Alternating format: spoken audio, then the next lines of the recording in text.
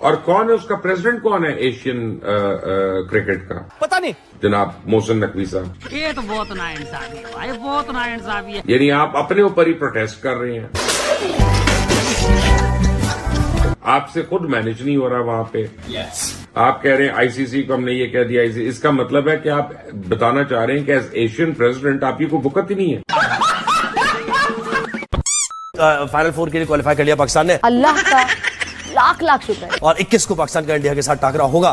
तो देखना ये है हाँ, कि अब क्या टीम का मोराल बुलंद हुआ या अब तो गेम से ज्यादा इस पे सबकी नजर है कि हाथ मिलाएंगे या नहीं। हाथ मिलाएंगे, नजर है, हाथ पे नजर है, लेकिन वो इतना इशू है क्या कि लोग तो पहले ये जानना चाहेंगे ना कि भाई इन्होंने इस दफा अब हाथ में, तो अब मुझे लगता है वैसे ज़ुहैब, आपको लगता है मैं कहता हूँ हाथ मिलाएंगे मिलाना इट्स अ नॉन इशू। अच्छा मैं जीत जाऊं, इशू हाथ नहीं मिलाना है आपने, नहीं मिलाना ना सही, लेकिन लगता क्या है आपको कि इस दफा होगा इलेक्शन? आपने सबसे पहले घबराना नहीं है।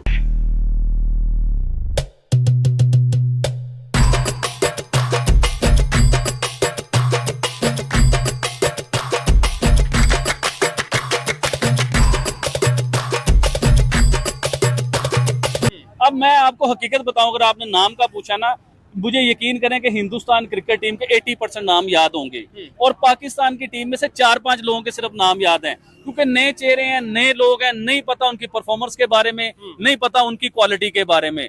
तो देखें, बात होती है प्लेयर की, प्रेशर को हैंडल करने की। बाबर आजम को होना चाहिए था सर, बिल्कुल होना चाहिए था। ऑब्वियसली आज बाबर आजम की कमी फील होती है। ये तो वैसे गलत बात है। जब बाबर आजम खेल रहे होते हैं तब हम कहते हैं बाबर से परफॉर्म नहीं हो रहा, बाबर को निकाल दो। जब बाबर आजम नहीं होते तब हम कहते हैं बाबर को ले आओ। जी मैं बिल्कुल बताता हूँ। अब भाईजान नए बच्चों की टीम लेके चले गए, नए लोंडों की टीम लेके गए आप, उसके बीच में कोई प्रोफेशनल तजर्बेकार कोई मंजा हुआ खिलाड़ी था आपके बीच में? अगर आप मंजे हुए खिलाड़ी की बात करते हैं शहीनशाह अफरीदी, तो शहीनशाह अफरीदी के साथ जो हुआ है ना, शहीनशाह अफरीदी भी सारी जिंदगी उस जो छक्के पड़े हैं वो याद रखेंगे। नहीं, लेकिन शहीन भाई ने छक्के मारे भी हैं, ये भी देखो। और भाईजान हमें बैट्समैन से छक्के चाहिए, आप क्या बात कर रहे हो? हमें शहीन से उम्मीद थी कि शहीन साहब आएंगे, पहले 2 ओवर में विकेट्स निकालेंगे। अब आप बॉलर को ले आए बैट्समैन की जगह पे, और शहीनशाह उधर 100 स्कोर भी कर जाता ना, तो हमें उस 100 स्कोर की जरूरत नहीं थी। हमें जरूरत थी कि शहीन शुरू में आते, आके 2-3 विकेट निकालते, हिंदुस्तान की टीम को प्रेशर में लेके आते। और प्रेशर में लाने के बजाय खाना खराब हो, तुम खुद ही प्रेशर में आ गए। और ये कोई नई बात नहीं है, आप हिस्ट्री निकाल के देखें। हिंदुस्तान पाकिस्तान के को 5-10 टूर्नामेंट निकाले वर्ल्ड कप के, पाकिस्तान के साथ हमेशा यही हुआ है। ये मैदान में आते हैं, हिंदुस्तान की टीम को सिर्फ देखने की देर होती है, इनके हाथ पांव कांपने शुरू हो जाते हैं, इनकी दिल की धड़कनें तेज हो जाती हैं, अभी की सांसें तेज हो जाती हैं। लेकिन एक वक्त था जो सच है, और देखने वाले अपनी ओपिनियन भी कमेंट बॉक्स में बताइएगा, जो सच है कि एक टाइम था जब शोएब अख्तर आते थे, एक टाइम था जब वसीम अकरम आते थे, तब इंडियन क्रिकेटर खुद कह रहे हैं कि भाई हम कांप जाते थे। भाई साहब आराम से रिलैक्स, जरा थम जाएं, इधर ही रुक जाएं, जरा बात को आगे शोएब अख्तर साहब की भी बात सुन लें। नो डाउट शोएब अख्तर साहब जब क्रिकेट के बीच में आए, इतनी स्पीड की बॉल दुनिया में कभी किसी ने ना देखी थी ना सुनी थी, इतनी तेज बॉल। इवन के शोएब अख्तर साहब ने लोगों के हेलमेट भी तोड़े, लोगों के मथे भी तोड़े, लोगों की पसलियां भी तोड़ी। इवन के कईयों को ऐसा बॉल मारा कि वो क्रिकेट दोबारा खेल ही नहीं सके। वो क्रिकेट के डॉन थे शोएब अख्तर साहब, वो बादशाह थे क्रिकेट के साथ। लेकिन वही शोएब अख्तर थे, वही शोएब अख्तर थे, वही पाकिस्तान का कजाफी स्टेडियम था, वही उनके सहवाग थे।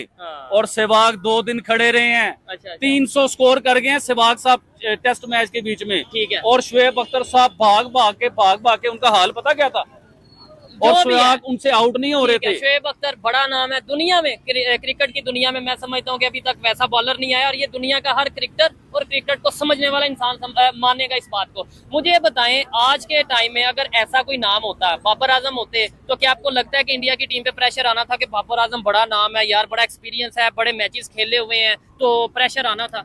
देखिए बाबर आजम का भी नहीं था ना? हमारे पास थे लोंडे सारे, हमें चाहिए थे, हमारे पास लोंडे, मैं लोंडे कहूंगा, हमारे पास लोंडे थे सारे। अब देखें, जो यंग बच्चे होते हैं जिनकी उम्र 20 साल है, 22 साल है, 18 साल है, उनके साथ आपको मंजे हुए प्लेयर खिलाने पड़ने थे अगली टीम पे प्रेशर बनाने के लिए। लेकिन बात सुने, आपने तो उन्हें खिलाया ही नहीं यार, आपने बिठा दिया, बाहर रख दिया उन्हें। अगर आप ये बात करते हैं कि हिंदुस्तान ने विराट कोहली को बाहर बिठा दिया, रोहित शर्मा को बाहर बिठा दिया, तो भाईजान वो हिंदुस्तान है, उन्होंने IPL लॉन्च किया है, उस आईपीएल में दुनिया का सबसे बड़ा टैलेंट निकाला है, जो अभिषेक शर्मा की नजर जो अभिषेक शर्मा हमें नजर आ रहे हैं दुनिया गिल की शक्ल में, उन्होंने दुनिया का सबसे बड़ा टैलेंट हमें दिखाया। बुमराह दिखाए, सूर्य कुमार यादव दिखाए, ये सब आईपीएल से निकले हुए हैं। पीएसएल भी तो होता है। बड़ा सवाल किया पीएसएल का। पीएसएल से आपने मोहम्मद नवाज निकाला है और ये टैलेंट निकाला है आपने पीएसएल से, जो हिंदुस्तान के आगे जाके इस तरह जैसे इन्हें मैच खेलने नहीं आता, ये गुल्ली डंडा खेलने के लिए आए हुए, क्रिकेट खेलने के लिए नहीं आए हुए। अभी और मैच भी पड़े हुए ना, ये कौन से आखिरी मैच हो गए? अभी 2 मैच और नहीं, आपको लगता है वैसे जो आज की ये कल की परफॉर्मेंस थी, इसके बाद जो नेक्स्ट मैच होगा, मैं तो एज ए पाकिस्तानी चाहूंगा कि हम फाइनल में जाएं और फाइनल जीते हैं, ये चैंपियंस ट्रॉफी अपने नाम लेके आए। लेकिन ये ईमानदारी से बताना कि क्या आपको लगता है ये जो टीम है ये आगे परफॉर्म कर पाएगी? जी जी इंशाल्लाह करेगी, क्यों नहीं करेगी? इंशाल्लाह वो तो दुआ बात सुने, मैं आबिद भाई की बात सुन रहा हूँ। आबिद भाई ये कह रहे हैं कि मतलब हमें हिंदुस्तान के साथ दिल मिलाने चाहिए। हम दिल कैसे मिलाएं जब वो हमारे पे अटैक करते हैं? हम कैसे उनके साथ दिल मिलाएं? बस